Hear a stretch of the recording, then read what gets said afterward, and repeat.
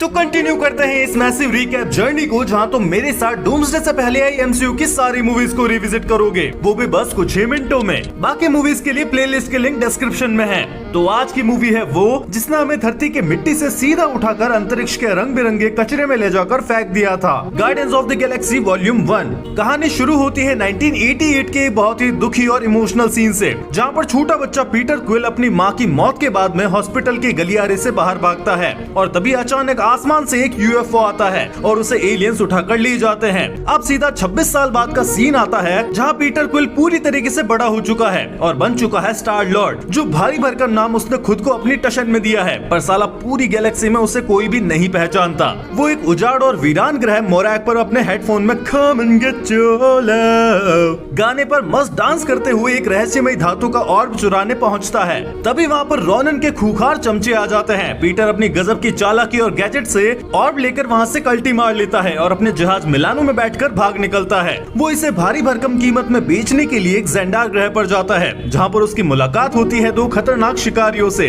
Rocket raccoon, एक गंदी गालियां देने वाला चूहा, कुत्ता, बिल पता नहीं क्या, सॉरी रकून, और ग्रूट, एक 7 फीट लंबा चलता फिरता पेड़ जो बस आई एम ग्रूट बोलकर अपनी बात खत्म कर देता है। उधर रोनन जो एक नंबर का जिद्दी और सन की विलन है, उसने ब्रह्मांड के सबसे बड़े गुंडे थैनोस के साथ में एक डील करी है कि अगर वो उसे ऑर्ब लाकर देगा तो थैनोस बदले में ज़ेंडार जैसे खूबसूरत ग्रह को पूरी तरीके से तबाह कर देगा। रोनन अपनी सबसे घातक और प्रोफेशनल कातिल गमोरा को वो ऑर्ब छीन कर लाने के मिशन पर भेजता है। ज़ेंडार के बीच बाजार में इन चारों का जबरदस्त आमना सामना होता है। पीटर, गमोरा, रॉकेट और ग्रूट आपस में ऐसे कुत्ते बिल्ली की तरह भिड़ते हैं कि वहाँ की पुलिस, नोवा कॉप्स उन सबको रंगे हाथों पकड़कर काइलिन नाम की एक बहुत ही बुरी, गंदी और हाई सिक्योरिटी वाली जेल में डाल देती है। जेल में पीटर को मिलता है ड्रैक्स द डिस्ट्रॉयर, जो अपनी बीवी और मासूम बच्ची की मौत का बदला रोनन से लेना चाहता है। वो गुस्से में गमोरा का गला दबाकर उसे मारने ही वाला होता है कि पीटर अपनी चिकनी चुपड़ी बातों से उसे रोक लेता है।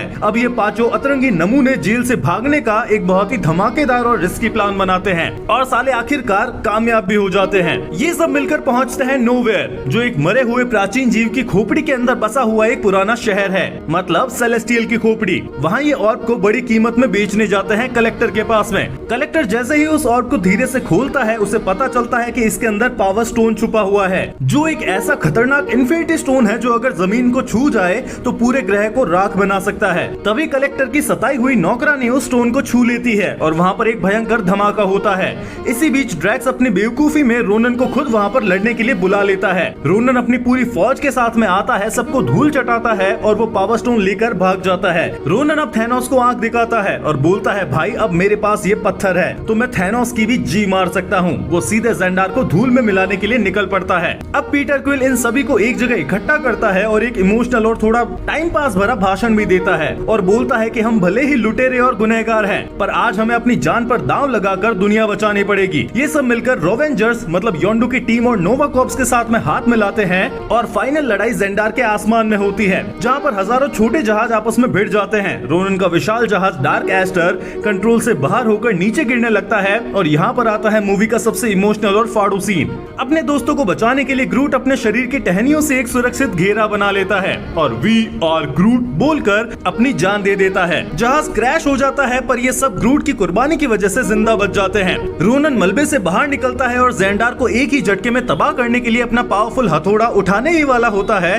कि तभी पीटर क्विल वहाँ पर खड़ा होकर डांस करने लगता है। रोनन पूरी तरीके से कंफ्यूज हो जाता है और पूछता है, साले ये कर क्या रहा है? पीटर बोलता है, dance of bro, me and you. इसी बीच रॉकेट और ड्रैक्स रोनन के हथौड़े पर हमला करके उसे उड़ा देते हैं और पावर स्टोन हवा में उछल जाता है। पीटर उस जलते हुए स्टोन को नंगे हाथों से पकड़ लेता है। कोई आम इंसान होता तो कब का फट जाता, पर पीटर के शरीर में कुछ अलग ही खून दौड़ रहा था। गमोरा, ड्रैक्स और रॉकेट भी पीटर के हाथ को पकड़कर उस भयंकर पावर को अपने आपस में बांट लेते हैं और रोनन की चटनी बना देते हैं। मूवी के एंड में ये सब समझदारी दिखाते हुए पावर स्टोन को नोवा कॉर्प्स को दे देते हैं ताकि वो उसे सुरक्षित तिजोरी में रखे। रॉकेट ग्रूट की एक छोटी सी टहनी को गमले में लगा देता है, जिससे बेबी ग्रूट ग्रूट बाहर आता है। योंडू को पीटर अपनी चालाकी से बेवकूफ बना देता है और असली स्टोन की जगह उसे खिलौना दे देता है। अब ये गार्डियंस ऑफ द गैलेक्सी अपने नए जहाज में बैठकर निकल पड़ते हैं कुछ अच्छा करने या फिर कुछ बुरा या शायद दोनों ही। पोस्ट क्रेडिट सीन में हमें नन्हा baby Groot I want you back baby गाने पर नाचते हुए दिखाई देता है और कलेक्टर अपने बर्बाद हुए म्यूजियम के मलबे में हावर्ड द डक के साथ में बैठकर अपनी किस्मत को कोसता हुआ नजर आता है। वीडियो पसंद आए तो लाइक करो, ज्यादा पसंद आए तो एक दोस्त के साथ में शेयर भी कर दो। मिलते हैं अगली movie Avengers age of Ultron में, जहां टोनी भैया अपनी पुरानी आदत के मुताबिक फिर से एक नया रायता फैलाएंगे। Subscribe, tata, bye bye.